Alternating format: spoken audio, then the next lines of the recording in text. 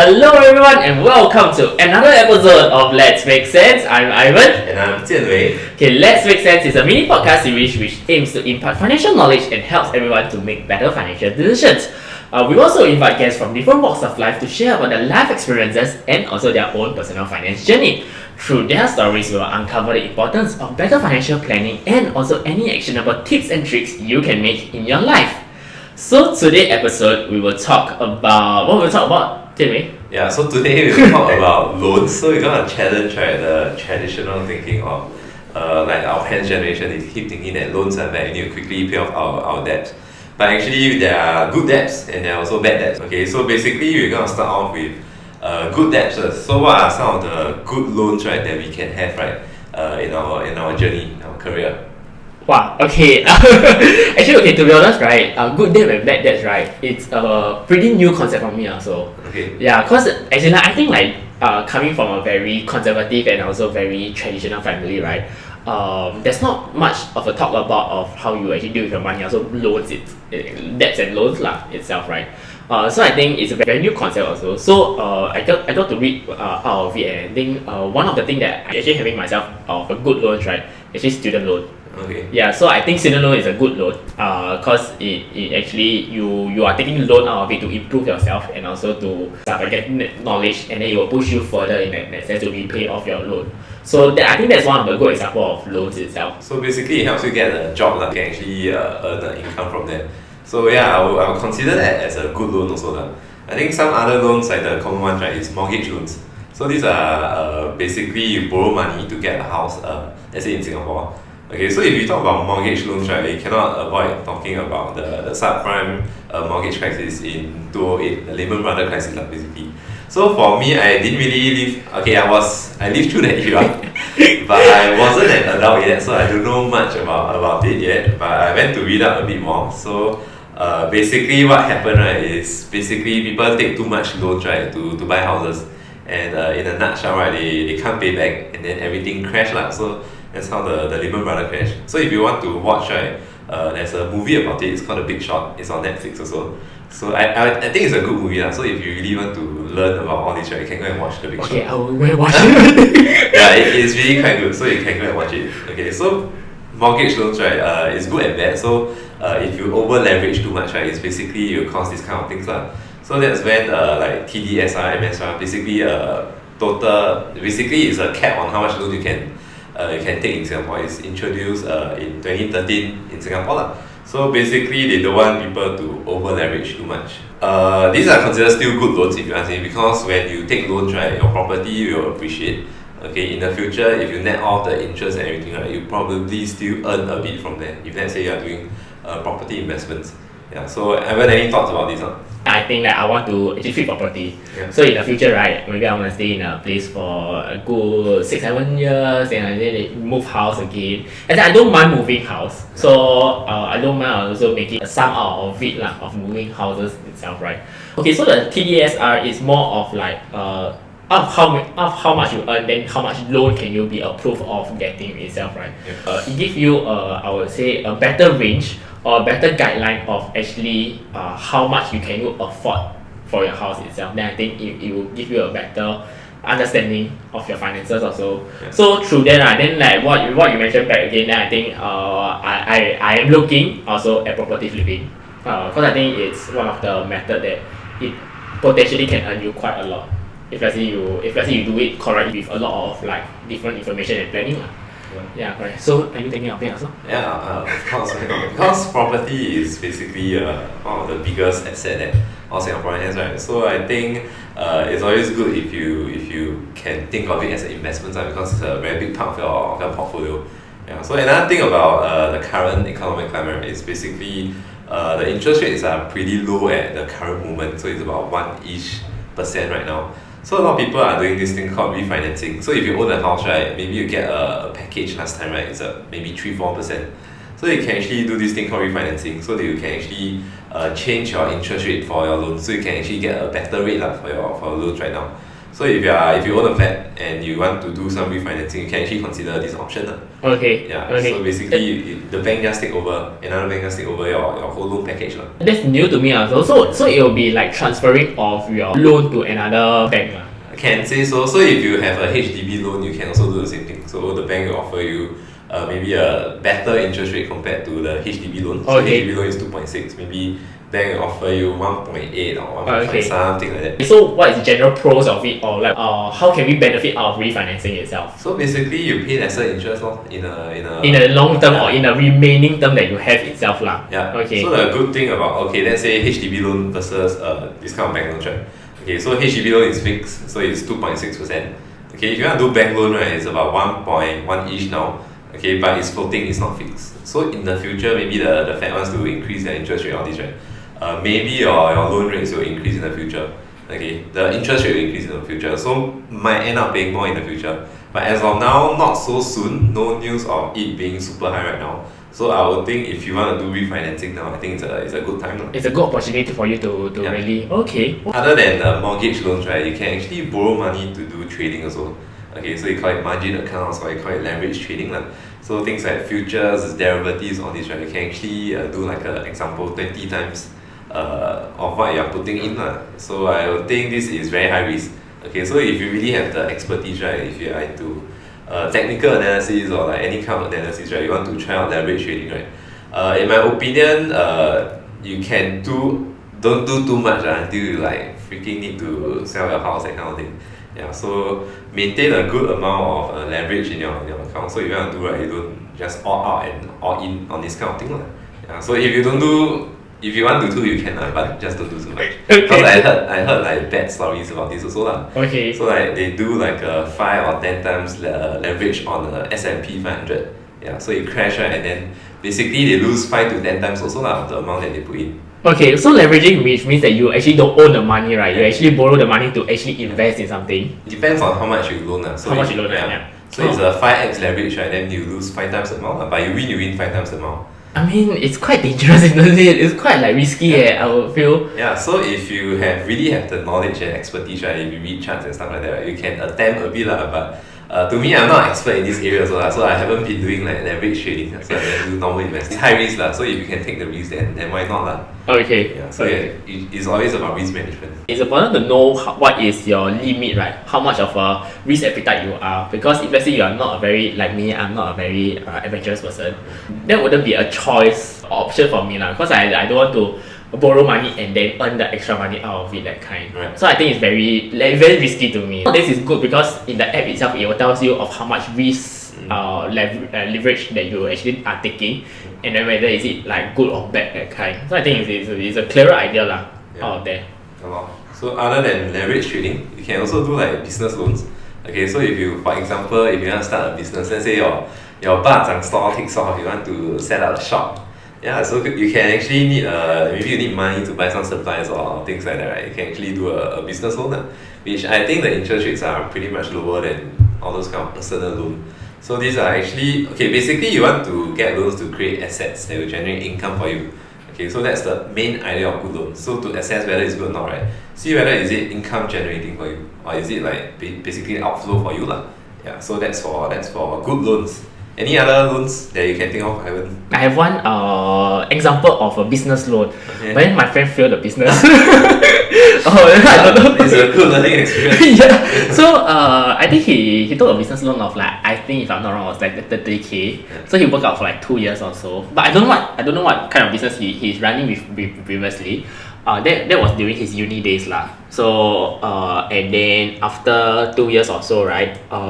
So he only recently actually mentioned it on his Instagram.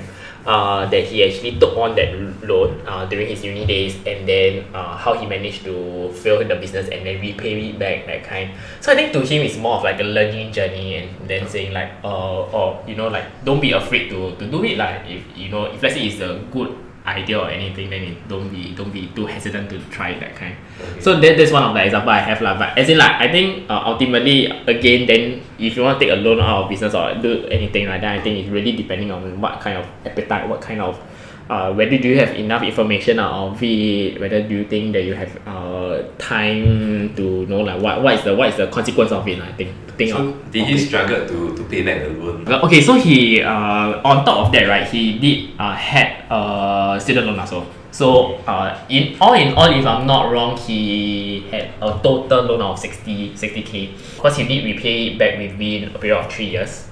He said he worked very hard. He actually saved a lot. He did side hustle after that also. Then to repay the loan, like everything, then he's out of the debt now lah, out of the student loan and also the personal loan. So I think it's for him, it's a learning journey. It doesn't really stop him from taking additional loan if he want to start out a business also. But he will do a lot more proper planning, a lot more I would say safety net in that sense, to ensure that actually he don't drag out or take additional loan additional money debt. That kind. So basically, it's a good lesson for him. It's a good lesson for him, I think. But he'll do it again just with proper planning. Proper planning or proper kind of like better business idea. Better business idea. Better business idea. Yeah, but I don't know. I think I think business idea is very difficult to justify whether is it workable or not. So I think whether are you more comfortable in taking that loan is more important. Yeah. Okay. So maybe let's move on to bad loans. Okay. So a lot of bad loans. So the most common one is actually like car loans, if you ask me. So what are your thoughts about car loans? Wow, actually I want to ask you because you have a car. So what do you think about having a car loan? I still think it's a bad loan, but I use it for business, so I kind of like justify myself for it lah. Because I need to travel around, I need to run around to meet people. So I think it's a bad loan. So unless you want to use it for business or your work, you need to use it, right? If not, it doesn't really make sense for you. Okay, because I think the monies can be put at a better place lah. So even if you take Grab, that kind of thing is even better than the car lah. Unless you're too rich already, that kind, don't mind taking on some car loans, then it's okay lah. But I'll still park it under bad loan. Okay, I think I'll be the same as you. That I'm actually looking for a car itself also. Okay. So I know you've been looking at the car loans, then I've been looking at cars also, going to like workshops and then seeing the car, and then asking the uncle, hey uncle, how much is the interest rate nowadays? And he's like 3%, 4% that kind. If you take in-house or you take bank, that kind, right? So then like I think out of it, then a lot of my friends will ask like, say, hey, actually why you want to buy a car? Cause like it's actually not a good choice, right? Like what you say, like actually when you pay, let's say you buy a car for 30k, you actually can use that 30k for a lot more things to do, right? But I think ultimately is what do you get out of it? Like what I say, how do you see that loan to help you to grow or build up your business in that sense? Yeah. Then I think if let's say I will usually tell my friends, say if let's say you are in a corporate and you just travel back and forth from work and home, right, then I don't see a point that you should get a car. But if you do maybe sales or you do go out very very often, then I think the convenience and everything is there. And then how you justify yourself to get the answer of getting a car itself. Yeah. So I agree lah, because I think cars are expensive, not just a loan, because it's a depreciating asset. So I think twice lah before you get a car. I think if you can afford, then why not lah? If not, I think you shouldn't get a car, in my opinion. Yeah. So that's all. That's for car loan. That's for car lah. So next one, credit card. Wow, okay, yes. Do you know what's the interest rate for credit card loans? No, don't have. Fees. But I know it's very high, okay. What is very high? See, we said, like what we mentioned before that, right? A housing loan can be about 1 to 2%? Yeah. 1 to 2.5%, 2.6%, right? You mentioned. A student loan that I'm currently paying is about 4.5%. About there. About, like 4.5%, depending on banks and depending on where you take it from, okay? So that's about an average. A car loan, also depending on where you take it from, in-house or anything, it can be ranging up to, also depending on what car you take, second hand or after COE car, it can range up to maybe close to 2 to all the way to 5, I think, if let's say you take in-house loan. Okay, my idea of having a very bad loan, right, I think it's a 10% or like a 15% loan, 15% interest rate. Yeah. Is it correct? No, it's way higher than that. Oh, it's no! 15%. So on average, it's about 25% if you have a late payment fee for a credit card. 25%? 25%, 25, not 2.5, but 25. Oh, that's extremely high. Yeah, so I think that's how the banks earn money lah. So if you got like a lot of credit cards all these, right, I think you need to be careful lah, because sometimes you forget to pay, or you spend on like different kind of cards or maybe rebates or something like that, then you forget to pay, right. Then you get charged 25% for basically what you owe, so it doesn't make sense. Oh wow, okay, that's extremely high. Yeah, so you can actually take out some money from your credit card also. So that is the same thing, like it's basically 25%. So it doesn't make sense. Oh wow, okay, I didn't know that actually 25% is that high. And then isn't it like for people who don't have like a credit card debt loan, right? Then they will always be in that process of like just repaying the basic or the minimum itself only. Yeah, so you need to be careful basically. Because I think credit cards can be good for you in terms of the rebates and everything. But if you forget to pay or you got too many credit cards, you take out too much loans, right? And basically you be in the whole cycle of repaying your loans. Oh wow, okay, do you have any experience or do you have like No, I always pay. Every time, every month I'll go and pay. If I have late fees, I'll call in and I'll say, hey, can wait for me now. But have you heard of anyone that have like bad credit card loans? Have lah, but not really a lot actually. I think people do know that credit card charge very expensive rates, so they actually will go and remember to go and pay lah. So always read up on this thing that take it as your credit card is your cash. So buy only what you have in your bank account that you can sustain, so that you don't take out additional like credit card loan, then you have struggle of repaying whatever you actually purchase it. So I think that's a good I would say tip lah. Alright, let's move on to like rental loans. Okay, so actually I got some friends that took on rental loans and they are actually quite expensive also, like similar to bank loans, like 4 to 5% that kind. So what are your thoughts on rental loans? It's okay to have a rental loan. Let's say you are buying a resale at the current moment, like thinking of like going in and moving in that kind, then you don't have enough cash, then I think it's okay, maybe it's okay. But then I think in that sense, right, you have to plan out maybe within that 1 or 2 years that you're going to repay it back, and then you're going to spend lesser in that 1 or 2 years.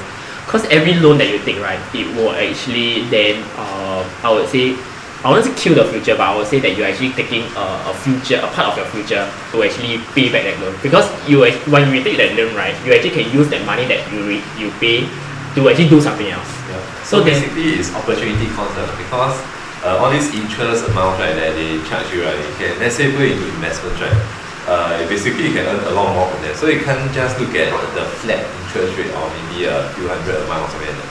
Because if you invest that amount, right, it's opportunity cost for you. You can maybe gain more like maybe 5 years or 10 years down the road. Yeah. So in my opinion, I feel that rental loan is a no lah, basically. Because I feel that rental loan is a product of if you never plan properly for your renovation and stuff.